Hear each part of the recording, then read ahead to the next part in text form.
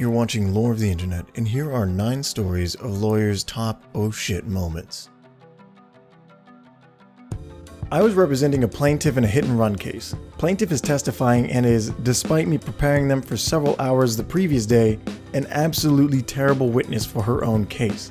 Like, she couldn't even identify the street she was crossing when she was hit by the car. It was a major highway and we'd gone through the sequence of events countless times the day before the hearing. The oh shit moment came during the cross-examination.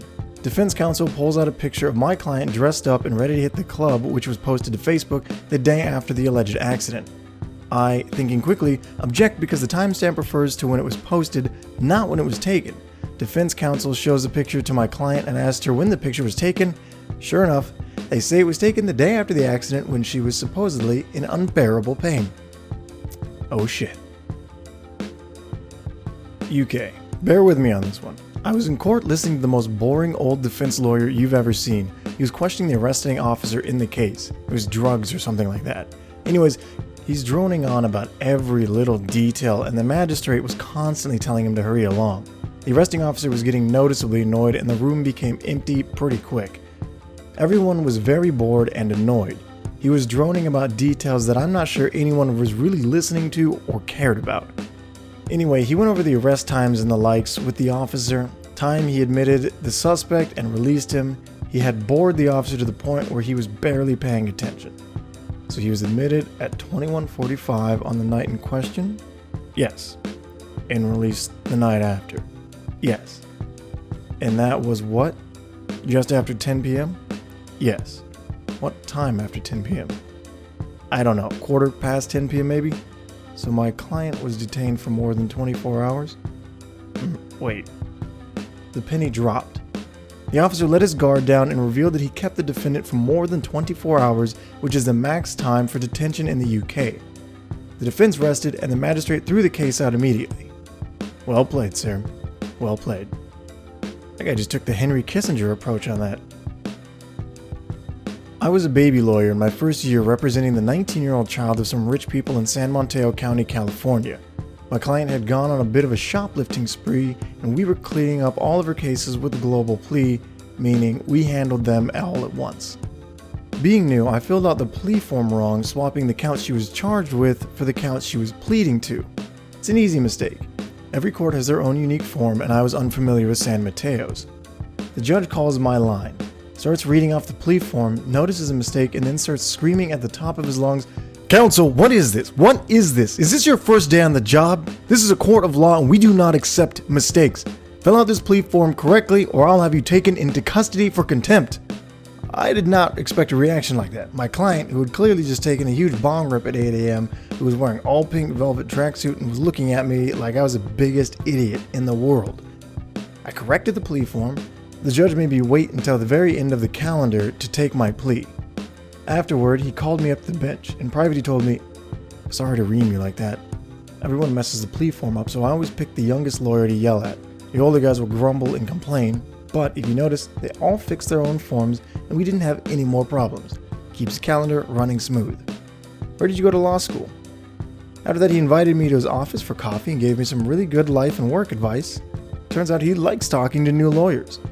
Too long didn't read, judge loses his shit in court over a simple mistake. Turns out it was all a show for the other lawyers and I have one of the worst best court experiences of my early career. I think this qualifies, though it wasn't me that was the lawyer. Got called for jury duty, was at the jury selection phase, and they asked if anyone here thinks they should not blah blah. Defendant was in the room. I raised my hand, the defending lawyer looked at me like, "Oh, this ought to be good," and asked me to explain. I suggested to tell them in private. He insisted I tell the courtroom. I said, "Okay, I probably shouldn't be on this jury because I was on a previous jury for the man which returned a guilty verdict." The lawyer's face went, "Oh shit." Commotion and a wait while they looked up the records. Yep, verified. Whole jury was now tainted. Everyone goes home and they start over. I was involved in a pretty messy custody case. The other party was a mess and had kept the child from my client for a few weeks. OP was playing lots of stupid games and kept requesting continuances. I requested a drug test, which the judge ordered. However, the OP didn't show up for it. To clarify, he did show up. He just stood in front of the toilet for literally 2 hours and claimed he couldn't pee. I was representing the plaintiff, so the burden was on me. I called multiple witnesses that testified to the defendant's drug use, so opposing counsel decides to call their client for direct examination and asks, "You don't use heroin or crack, right?" That is, for the non-lawyers, a very stupid question for many reasons, especially considering his client didn't show up for his drug test. However, I fully expected the defendant to just lie and say he was clean. After the question was asked, there was a really long pause and the defendant said, "Yes, I do both of those drugs." My head almost exploded. I didn't ask any questions on the cross-examination because I didn't want to muddy the waters. I won, and the child's doing great. I was interning for a judge. We were in the middle of a voir dire for what was frankly not that exciting of a criminal case. Half-day trial expected. Not salacious details or violence or anything. 75 potential jurors in the room, and when the judge didn't let a guy out of jury because he'd had to pick up his kids, that guy proceeded to say in front of everyone that if he was made to show up next week, he'd make it the shortest trial ever and find him guilty right out of the gate. My judge was an incredibly even-keeled guy. Nothing shook him or got a rise out of him, and he was an expert at figuring out what he wanted to say in the most neutral fashion possible before he said it. Conversations with him took forever because there was a pause before every sentence. But then, this guy poisons an entire jury pool of 75 people. We had to individually question each person to see if that little outburst was going to affect their impartiality, etc. 75 in-camera interviews later, judge pulls the guy back in front of everybody and begins to scream at him about disrespecting him, the courts, and every other juror's time. Me, the attorneys, and the court reporter go white-faced because we didn't know this was coming. The guy didn't have to sit for jury duty, but I still don't know if he got to pick up his kids since he spent a couple days in jail for contempt. Not mine, but my boss's one. She had to defend a small-time delinquent as a duty solicitor. Before going to court, he asked her what he should do. She explained to him that if he was cooperative and truthful, his sentence would be milder. After hearing the case, the judge asked him if he wanted to add something. He got up and explained to the judge, "My counsel told me to be truthful, so I wanted to tell you that I not only did the robbery I'm being heard for, but also several others in the region." He continued to admit several robberies that had been unsolved yet, and everyone, even the state attorney, were face-palming. Literally the first thing I ever did was just a law student intern. Guy has a legit defense on a drug possession case.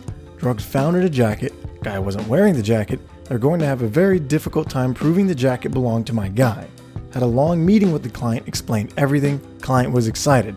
Day of the preliminary hearing, guy shows up and sits down directly in front of the officer who arrested him while wearing the jacket in question, the exact same jacket we were going to say they couldn't prove belonged to him.